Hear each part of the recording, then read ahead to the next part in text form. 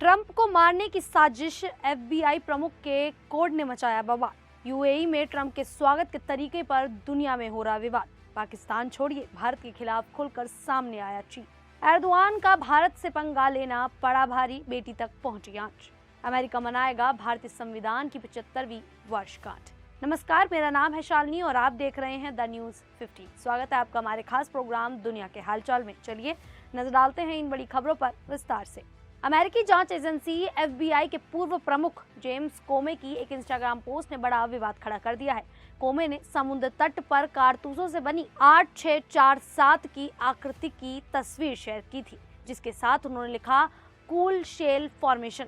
लेकिन इस पोस्ट ने तूफान मचा दिया। सोशल मीडिया यूजर्स ने इसे डिकोड कर अमेरिकी राष्ट्रपति डोनाल्ड ट्रंप के खिलाफ हत्या की साजिश से जोड़ा। अमेरिका में 86 का मतलब किसी से छुटकारा पाना होता है और 47 को लोग ट्रंप से जोड़ रहे हैं क्योंकि वे 47वें राष्ट्रपति हैं। इस वजह से 86 और 47 को ट्रंप के लिए धमकी माना गया। विवाद बढ़ने पर कोमे ने पोस्ट हटा दी और सफाई दी कि उनका ऐसा कोई इरादा नहीं था। उन्होंने कहा कि यह सिर्फ एक सहयोग था और वह हिंसा के खिलाफ है।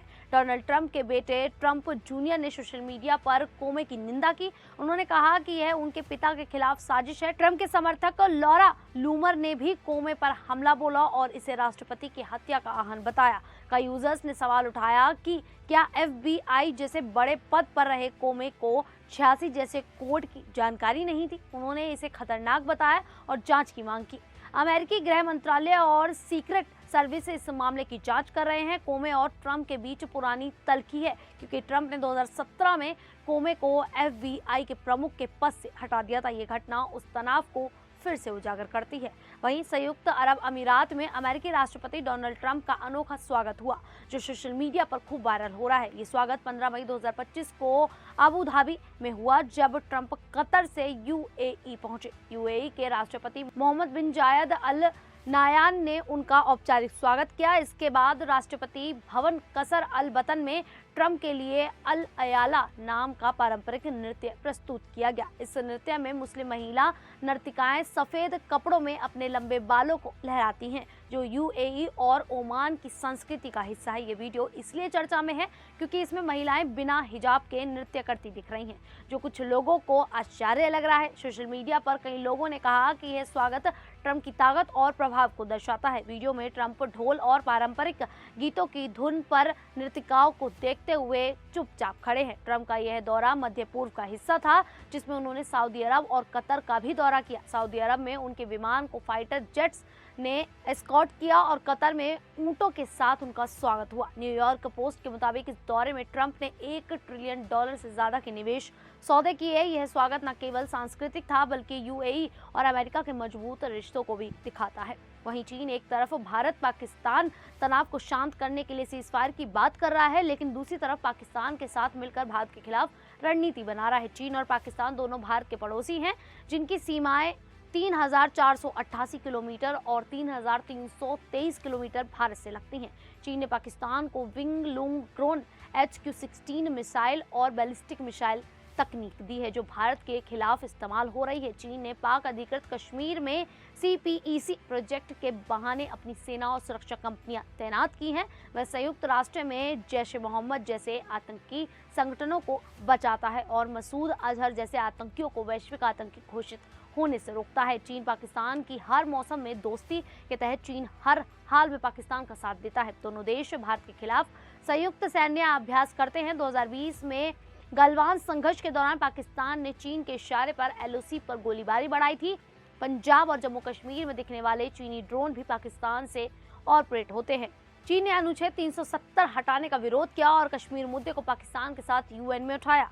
वह अरुणाचल प्रदेश पर भी विवाद खड़ा करता रहा है। चीन और पाकिस्तान मिलकर भारत की रक्षा, रेल और पावर ग्रिड पर साइबर हमले करता है। UN, SCO और BRICS जैसे मंचों पर चीन पाकिस्तान का बचाव करता है। इससे साफ है कि चीन भारत के खिलाफ पाकिस्तान को हथियार और रणनीतिक समर्थन दे रहा है। तो वहीं दूसरी तरफ तुर्की के राष्ट्रपति रजब तैयब एर्दोआन ने हाल ही में पाकिस्तान का समर्थन करते हुए भारत के खिलाफ बयान दिया। इसका असर उनकी बेटी सुमे बायरकतार से जुड़ी कंपनी सिलेवी एविएशन पर पड़ा। भारत सरकार ने स्लेवी एयरपोर्ट सर्विसेज इंडिया लिमिटेड की सुरक्षा मंजूरी रद्द कर दी, जिससे इसका भारत में बड़ा एविएशन कारोबार प्रभावित हो सकता है। सुमैय कतार तुर्की की मशहूर बिजनेस वूमेन है। मीडिया के अनुसार वह स्लेवी एविएशन की मालिकों में से एक हैं। यह कंपनी भारत ने 9 बड़े हवाई अड्डों दिल्ली, मुंबई, बेंगलुरु, हैदराबाद, चेन्नई, अहमदाबाद, गोवा, कोची और कानपुर पर ग्राउंड हैंडलिंग, कार्गो और फ्लाइट ऑपरेशन जैसे संवेदनशील काम करती थी। हाल ही में भारत के ऑपरेशन सिंदूर के दौरान तुर्की ने पाकिस्तान का खुलकर साथ दिया।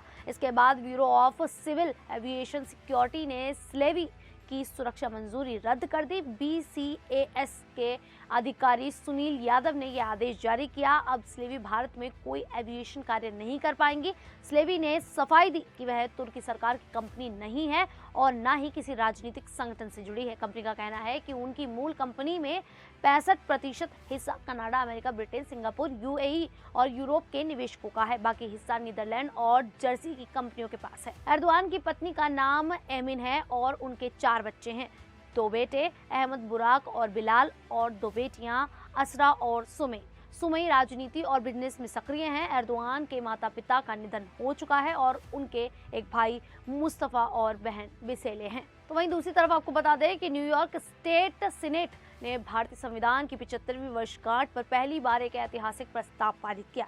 यह प्रस्ताव सीनेटर जेरेमी कूनी ने पेश किया, जो न्यूयॉर्क सीनेट में इकलौते भारतीय मूल के सदस्य हैं। ये समारोह 14 मई 2025 को हुआ, जिसमें न्यूयॉर्क में भारत के महावाणिज्य दूत विनय प्रधान और भारतीय अमेरिकी समुदाय के लोग शामिल थे।